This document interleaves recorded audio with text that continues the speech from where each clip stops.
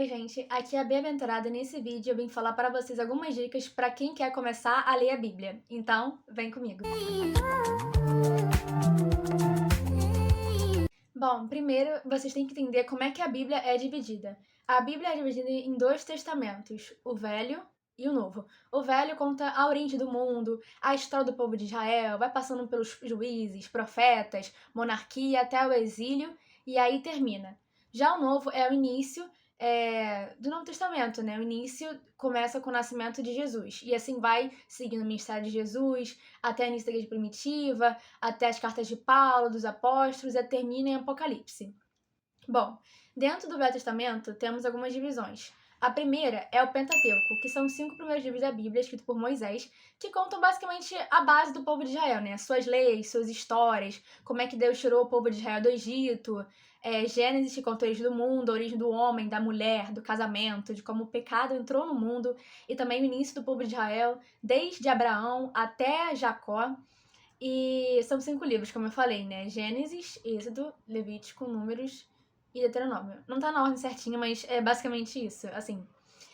Outra divisão são os livros históricos, né? Como Juízes, se eu não me engano, Primeira Reis, Segunda Reis, que, como o próprio nome já fala, conta a história do povo de Israel. Desde o momento em que é passado o bastão, né, de Moisés para Josué, se eu não me engano, e assim ele entra na Terra Prometida e conquista, até o momento da monarquia, que vai surgindo os primeiros reis, como Davi, Saul, que a gente conhece. E por aí vai. A outra divisão são os livros de cânticos, né, de poesia, que são os livros de cantares, né, salmos, que são livros que são feitos em forma de poemas, né. Outra divisão são os livros dos profetas, né, os profetas maiores e menores. Os profetas maiores são Daniel, Ezequiel, já os menores são Sofonias, Ageu, e assim termina a divisão do Velho Testamento.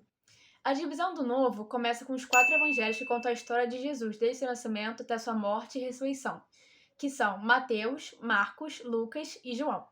Depois tem o livro dos Atos, que são os Atos dos Apóstolos, que é desde o derramado do Espírito Santo até o início da igreja primitiva, a perseguição, a conversão de Paulo e por aí vai. E a conversão dos gentios, que são o povo que não é judeu. Também tem a divisão das cartas paulinas, que eu acho que a maioria conhece, que são as cartas de Paulo. 1 Coríntios, 2 Coríntios, Romanos. Também tem a divisão das cartas gerais, que são as cartas que foram escritas por outros apóstolos, como João, Pedro, Judas.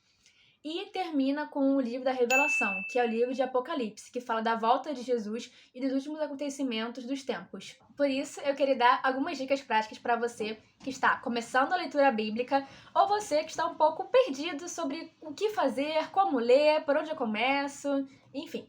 A primeira dica que eu queria te dar é escolha uma versão. A versão que eu acho melhor para quem está começando a ler a Bíblia é a NVI, nova versão, acho que internacional, eu esqueci o nome. Enfim, vou botar aqui embaixo. Porque essa versão, ela meio que consegue traduzir palavras difíceis das versões mais antigas, como a área, pro nosso dia atual. Então, para quem tá começando, NVI é uma versão muito boa e fiel, que consegue te ajudar a entender as palavras mais difíceis. Mas eu também recomendo você ter uma Bíblia na versão ARA, que essa versão é um pouco mais rebuscada, mais difícil, mas que também te ajuda a entender como era o texto naquela época, né? A fidelidade do texto naquela época. Então, se você puder ter uma Bíblia ARA e NVI, vai ser muito bom. A segunda dica é você ter uma Bíblia de estudo. Eu recomendo a King James, porque é a versão que mais se aproxima do texto original, que é o hebraico, o grego, o aramaico, né, que são os 3 idiomas que a Bíblia foi escrita. E ela te ajuda muito, como eu falei, a você a se situar, né? Ela te contextualiza no livro que você está estudando. Bota lá para quem foi destinado a carta ou livro, o ano, a pessoa que escreveu, se tiver, né, um autor, e também bota do lado, né, palavras que a gente não entende o significado. Ainda mais se for uma palavra hebraica ou grega. Então eu acho muito boa essa Bíblia. Quem puder adquirir, seja na versão física ou online, é muito boa. A minha terceira dica é você definir um horário. Precisamos muito ter um tempo de qualidade a sós com Deus. Então, se você puder ter 1 hora, meia hora com Deus, tá ótimo. Eu, particularmente, gosto de fazer meu devocional, orar de manhã. Porque assim eu sinto que eu começo o dia bem, sabe? Que eu começo o dia com Deus, digamos. Mas se você puder à tarde ou à noite, maravilhoso. O importante é você realmente sabe, fechar a sua porta, entrar no seu quarto, como a Bíblia fala, e ter um tempo a sós com seu pai. E também lembrando que o horário, né, que você estipular, não quer dizer que depois desse horário você vai meio que ignorar a existência de Deus. Pelo amor de Deus, né? Não, não, por favor. E outra dica muito boa é para você que às vezes quer se guiar por um plano de leitura, que é muito bom, tem vários no Google, é você baixar o aplicativo YouVersion. Version, enfim. Esse aplicativo, eu acredito que muitos já conheçam, é um aplicativo da Bíblia. E dentro dele tem a aba de planos, que são planos de leitura, seja de assuntos, né, sobre a Bíblia, como perdão, juventude, essas coisas, como também plano de leitura bíblica mesmo. Então, se você for baixar o aplicativo, abrir lá em planos, digitar plano de leitura anual da Bíblia e tal, vai aparecer vários planos que são, como eu falei, né, leituras bíblicas em determinado tempo, como em um ano, 6 meses. Então, eles mesmos já montam para você uma grade, né? Assim, de quais capítulos você vai ler por dia até completar aquele tempo, né? Então, para você que tá começando e que é uma coisa mais manual e prática, eu recomendo muito esse aplicativo.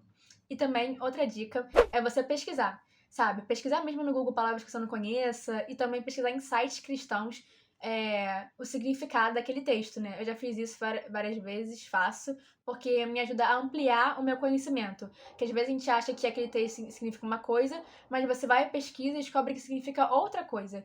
Então, vou deixar aqui no link alguns sites que eu confio, que são muito bons, para você que quer estudar mais a Bíblia.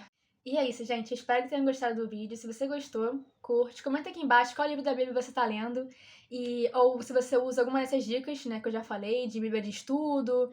Também tem sites que te ajudam você a entender certas passagens da Bíblia. Então, se você usa esses métodos que eu te falei, comenta aqui embaixo. Ou se você tem alguma coisa para contribuir também, comenta aqui embaixo que eu quero saber a opinião de vocês. E é isso, gente. Se inscreva no canal e até a próxima. Tchau!